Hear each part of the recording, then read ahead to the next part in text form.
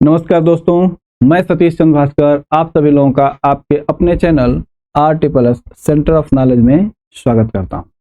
आज का जो बिंदु है वो है बाल विकास एवं शिक्षा शास्त्र। एक विषय वस्तु है जिसके अंतर्गत हमें आज वंशानुक्रम और वातावरण का जो सापेक्षिक महत्व होता है उसे सीखना है। किसी भी बालक या व्यक्ति का जो विकास होता है उसको सबसे अधिक अगर प्रभावित करने वाले कारकों की बात की जाए तो वहां पे वंशानुक्रम और वातावरण दोनों प्रभावित करते हैं। अगर हम इनकी बात करें कि अलग अलग क्या प्रभावित करेंगे तो सामान्यतः देखा जाए तो अलग अलग इनका प्रभाव कम होता है, लेकिन अगर ये एक साथ रहते हैं यानी कि ये संयुक्त रूप से क्रिया करते हैं तो इनका प्रभाव अधिक होता है। इसी टॉपिक को आज हम लोग अच्छी तरीके से सीखने का प्रयास करेंगे कि आखिर एक व्यक्ति या बालक को प्रभावित करते हैं जो कारक वंशानुक्रम और वातावरण किस तरीके से। अगर यहाँ पे हम ये देखें कि अगर कोई भी विकास हो रहा है बालक का, तो बालक या व्यक्ति के विकास को प्रभावित करते हैं उसमें आपने देखा एक है वंशानुक्रम और एक होता है आपका वातावरण। अगर हम इसकी बात करें तो वंशानुक्रम और वातावरण जो होते हैं इनके अगर अलग अलग प्रभाव की बात करें, अलग अलग प्रभाव की बात करें तो इनका अलग अलग प्रभाव कम पड़ता है। लेकिन अगर हम एक साथ कर दें, एक साथ अगर वंशानुक्रम और वातावरण की बात करें तो इनका जो प्रभाव होता है वो अधिक होता है। इसी चीज को समझाने के लिए वुडवर्थ महोदय ने एक कॉन्सेप्ट दिया। तो वुडवर्थ महोदय वंशानुक्रम और वातावरण के सापेक्षिक महत्व को बताते हुए वे कहते हैं कि जो भी व्यक्ति है, तो किसके अनुसार बात की जा रही है? वुडवर्थ महोदय के अनुसार। वुडवर्थ, तो जो वुडवर्थ महोदय हैं ये कहते हैं कि कोई भी व्यक्ति है या बालक है तो उसका जो व्यक्तित्व निकल के आता है, किसकी बात कर रहे हैं? व्यक्तित्व की। उसकी जो पर्सनालिटी होती है वह वंशानुक्रम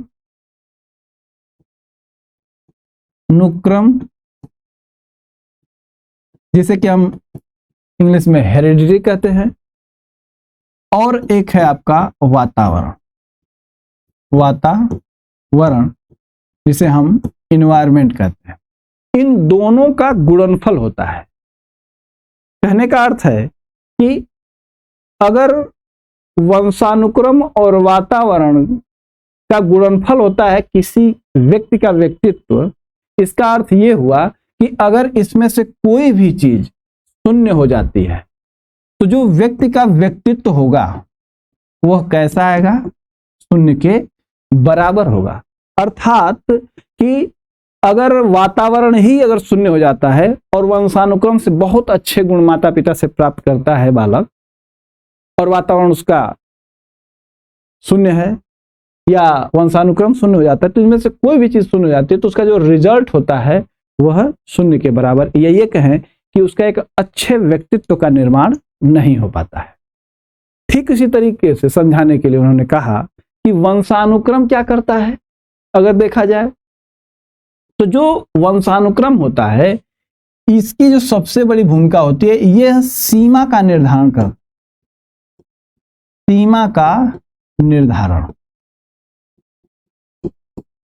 बताते हैं कि वंशानुक्रम सीमा का निर्धारण कैसे करता है। तो जो बालक के अंदर माता पिता या उसके पूर्वजों से जो लक्षण आते हैं, गुण प्राप्त करता है, वह एक बंधे हुए होते हैं। बंधे होने का अर्थ है कि हम उसमें परिवर्तन नहीं कर सकते हैं। इसको इस तरीके से समझे कि जैसे कि किसी बालक या व्यक्ति का, जैसे कि उसका रंग रूप है या माता पिता से लक्षण आए हैं लंबा होने का, तो जो रंग रूप है, लंबा होने का गुण है, इसमें वह परिवर्तन नहीं कर सकता है। सीमा का निर्धारण कर देता है। वंशानुक्रम। क्यों? क्योंकि अगर काले हैं तो हम चाहे जितना 100 मन जैसे साबुन लगा लें, क्रीम लगा लें, फिर भी हम साफ नहीं हो सकते। क्यों? क्योंकि यह वंशानुक्रम मिला हुआ है और यह सीमा का निर्धारण कर दिया है। अब इसके आगे हम परिवर्तन नहीं कर सकते।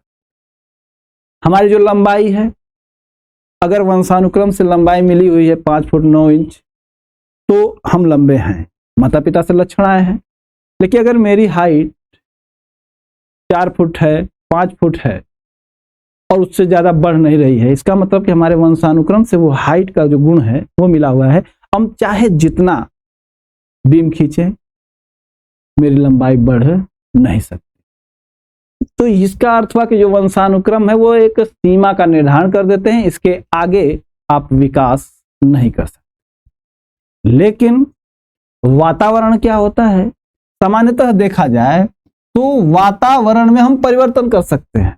आपके अंदर जो भी गुण मिले हुए हैं, उस गुण को अगर अच्छे वातावरण में लाया जाए तो वे जो गुण हैं उनके जो विकास की संभावनाएं होती हैं वो बढ़ जाते हैं। या ये कहें कि वंशानुक्रम की चीजें नहीं बढ़ेंगी, लेकिन व्यक्ति का जो व्यक्तित्व है उसके बढ़ाने की संभावना जो है वो बढ़ती है। किसके माध्यम से? वातावरण के माध्यम से बढ़ती है। तो इसको हम कहते हैं कि यह जो है विकास के अवसर व संभावनाओं को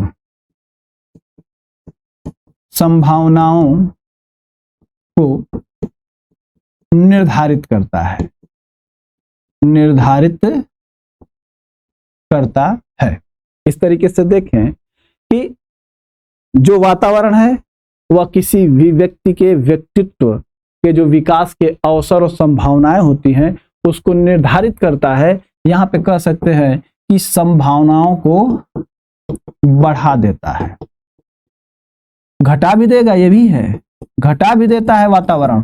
अगर अच्छा वातावरण मिलेगा तो व्यक्ति के व्यक्तित्व के विकास की संभावनाओं को बढ़ा देगा, और खराब मिल जाएगा तो उसकी संभावनाओं को घटा भी देता है।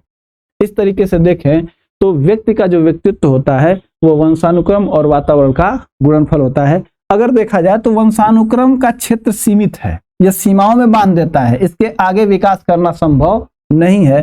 तो इस तरीके से देखें तो ये है आपका वंशानुक्रम का एक, वहीं पे एक बाहर जो होगा ये है आपका वातावरण। और वातावरण को बड़ा इसलिए किया गया है क्योंकि इसका क्षेत्र विस्तृत है, लेकिन वंशानुक्रम का क्षेत्र क्या है? सीमित है। इसी चीज को अगर हम स्लाइड के माध्यम से देखने का प्रयास करें तो हम एक नोट्स के रूप में भी इसे आप अपने पास रख सकते हैं। आपको इसकी पीडीएफ नोट्स है उस फोल्डर में जरूर मिलेगा, वहां से जाके इसको आप डाउनलोड कर सकते हैं और स्वयं भी नोट्स बना सकते हैं। क्या कहा जा रहा है कि बालक को विकसित मानसिक और शारीरिक गुणों में वंशानुक्रम और वातावरण का योगदान कितना है, यह बता सकना एक कठिन कार्य है। ये भी बात अच्छी है, कितना योगदान है दोनों का ये बताना थोड़ा कठिन कार्य है, लेकिन हाँ इन दोनों का योगदान होता है सर्वाधिक। इसका मुख्य कारण यह है कि इन दोनों कारकों का प्रभाव अलग अलग कम परंतु साथ साथ अधिक पड़ता है। जैसा कि अभी आपने डिस्कस किया कि वंशानुक्रम और वातावरण जो होते हैं ये गुणनफल होते हैं। अगर इन्हें हम अलग अलग देखें तो इनका प्रभाव कम है, लेकिन एक साथ इनका प्रभाव अधिक है। उसी चीज को कहा गया है कि वंशानुक्रम तथा वातावरण के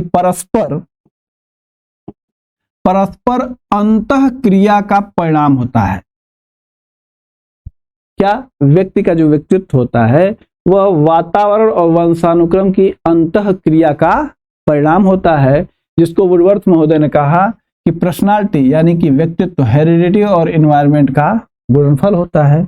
यहाँ पे आपने देखा कि वंशानुक्रम सीमा का निर्धारण करती है, व्यक्ति की सीमाओं को बांधती है, जिसके आगे बालक विकास करना संभव नहीं। ठीक उसी तरीके से देखें वातावरण क्या है? तो वातावरण उन सीमाओं के बीच विकास के अवसर व संभावनाओं को दिशा व दशा प्रदान करता है।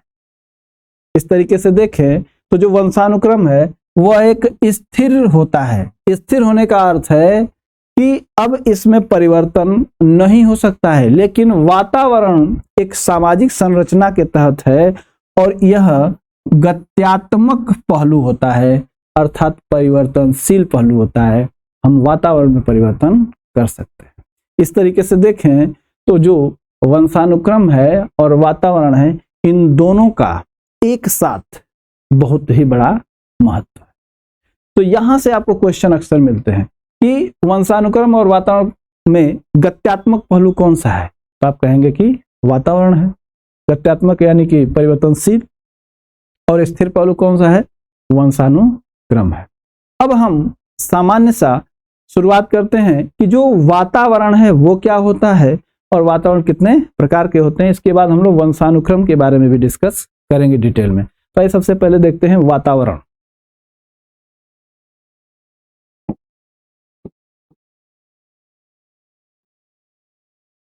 वातावरण, वातावरण में इन्वायरमेंट वातावरण को कहते हैं,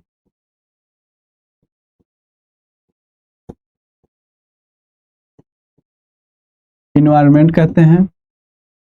जैसा कि आपने देखा कि वातावरण क्या होता है, तो सामान्य तौर पर देखें तो वातावरण के बारे में एक महत्वपूर्ण बिंदु ये निकलता है कि यह एक गत्यात्मक पहलू है। गत्यात्मक यानी कि परिवर्तनशील, परिवर्तनशील गत्यात्मक पहलू है व्यक्ति के, बालक के लिए। अगर इसे वातावरण को अगर हम परिभाषित करने का प्रयास करें तो हम इसे इस तरीके से परिभाषित कर सकते हैं कि वातावरण से तात्पर्य, वातावरण से तात्पर्य उन सभी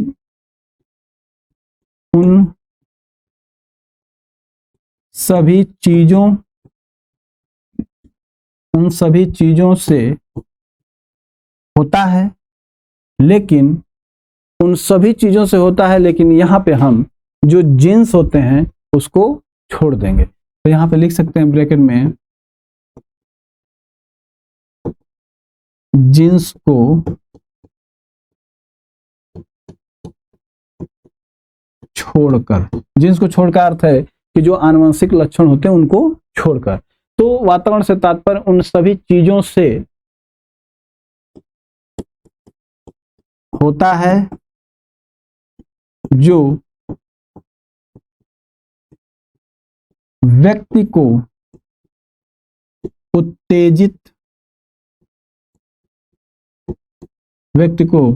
उत्तेजित और प्रभावित करता है,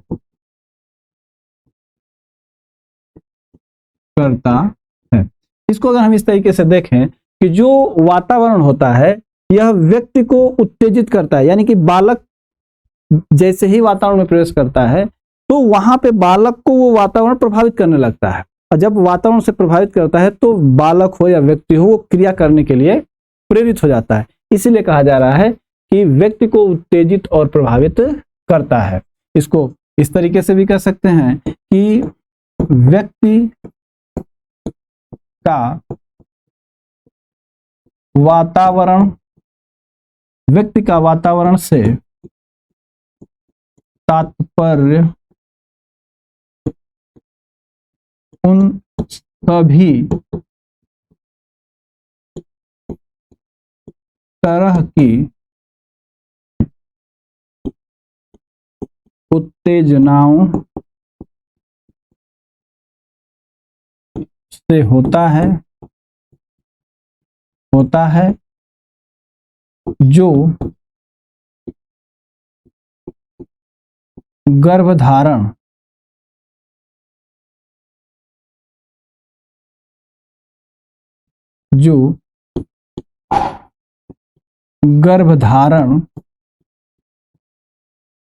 से मृत्यु तक उसे प्रभावित करते हैं। यहां पे देखें कि जो वातावरण होता है यह बालक को गर्भधारण से मृत्यु तक प्रभावित करता है, अर्थात जब बालक मां के गर्भ में होता है तो उस समय भी यह जो वातावरण है उसे प्रभावित करता है। और कब तक प्रभावित करता है? जब तक कि बालक या व्यक्ति की मृत्यु न हो जाए।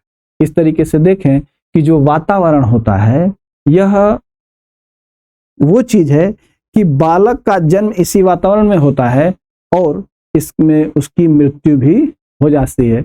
इसीलिए कहते हैं कि यह गर्भधारण से मृत्यु तक उसे प्रभावित करता है। अब हम देखते हैं कि जो वातावरण के अंतर्गत किसको रखते हैं। आइए हम अब देखते हैं कि जो वातावरण है इसके अंतर्गत क्या चीजें आती हैं, उसको हम लोग एक बिंदु की तरह समझते हैं। तो वो जो हम लोगों का बिंदु है वो है वातावरण के प्रकार। वातावरण के प्रकार। अगर हम वातावरण के प्रकार की बात करें तो जो वातावरण होता है इसे हम मुख्य रूप से दो भागों में बांट सकते हैं। एक जो भाग होगा आपके वातावरण का वो होता है भौतिक वातावरण। भौतिक वातावरण जिसे कि हम फिजिकल इन्वायरमेंट कहते हैं। फिजिकल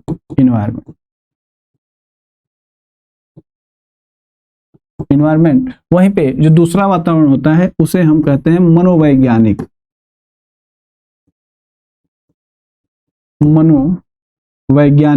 वातावरण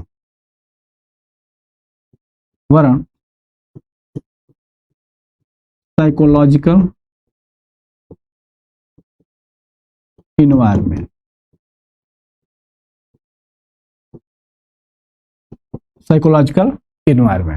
अगर हम भौतिक वातावरण की बात करें तो आप जानते हैं कि जो भी चीजें आपके चारों तरफ दिखाई देती हैं, जो भी वस्तुएं आपके चारों तरफ हैं, वो सभी चीजों को हम भौतिक वातावरण के तहत रखते हैं। यहां तक कि बहुत सी ऐसी चीजें हैं जो आपको दिखाई नहीं देती हैं, जैसे कि आपके जलवायु को प्रभावित करने वाले कारक या जलवायु से संबंधित जितने भी कारक होते हैं वो आपको दिखाई नहीं देते हैं, लेकिन वो भी आपके भौतिक वातावरण के तहत आते हैं।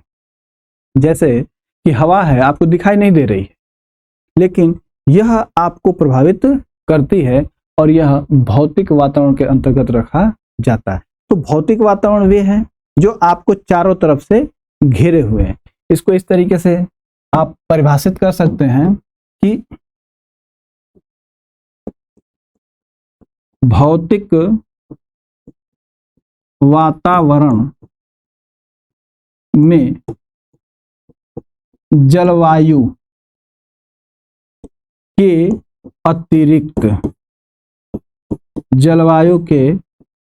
अतिरिक्त अन्य भी चीजें। यहां पे कहने का अर्थ है कि भौतिक वातावरण में जलवायु के अतिरिक्त अन्य चीजें भी, यानी कि जलवायु तो है ही और उसके अलावा अन्य चीजें भी उसमें शामिल की जाती हैं। तो अन्य चीजें भी आ जाती हैं जिन्हें देखा तथा स्पर्श किया जा सकता है। यानी कि भौतिक चीजों को हम देख भी सकते हैं और उन्हें स्पर्श भी कर सकते हैं, लेकिन कुछ ऐसी चीजें जो जलवायु कारक है उन्हें हम सामान्यतः जल्दी देख नहीं पाते हैं और ना ही स्पर्श कर सकते हैं। इसके अंतर्गत अगर हम देखें तो रख सकते हैं, जैसे अभी आपने कहा कि देख सकते हैं, आप भवन को देख सकते हैं, पेड़ पौधों को देख सकते हैं, आप हवा को तो नहीं देख सकते, लेकिन हवा भी आपकी आएगी इसके अंतर्गत।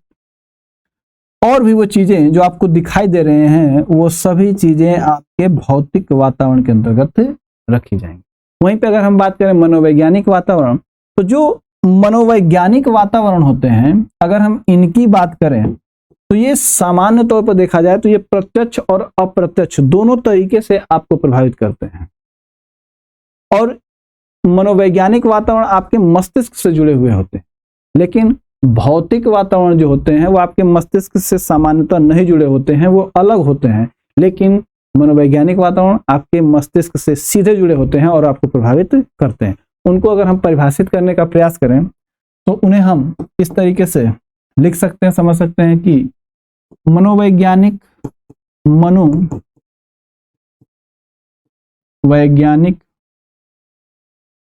वातावरण से अभिप्राय, मनोवैज्ञानिक वातावरण से अभिप्राय व्यक्ति के जीवन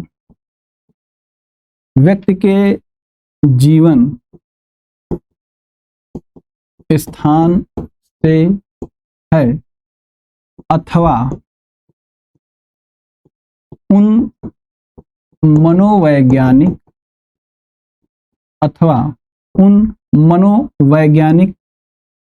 परिस्थितियों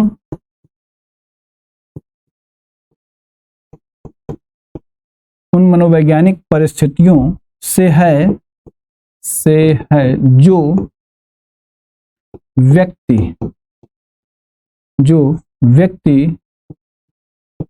के व्यवहार को प्रत्यक्ष या अप्रत्यक्ष, या और कर लीजिए, या सही नहीं है, प्रत्यक्ष और अप्रत्यक्ष रूप से प्रभावित करता है,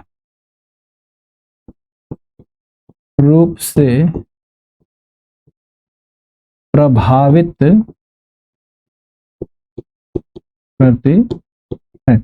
अगर हम देखें तो इसके अंतर्गत किसको रख सकते हैं, तो हम जैसे करके समझ सकते हैं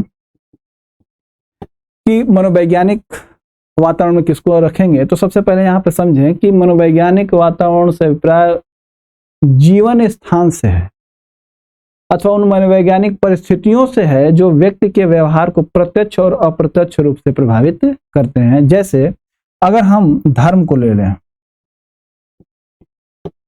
संस्कृति को ले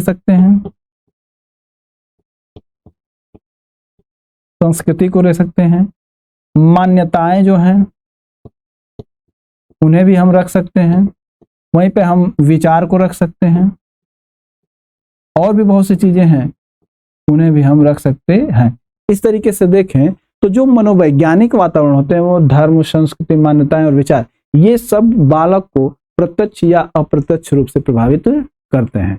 इस तरीके से देखें तो जो व्यक्ति का व्यक्तित्व होता है उसे प्रभावित करने वाले जो कारक होते हैं उनमें आपने सीखा कि एक आपका जो कारक है वो है वंशानुक्रम और एक है आपका वातावरण।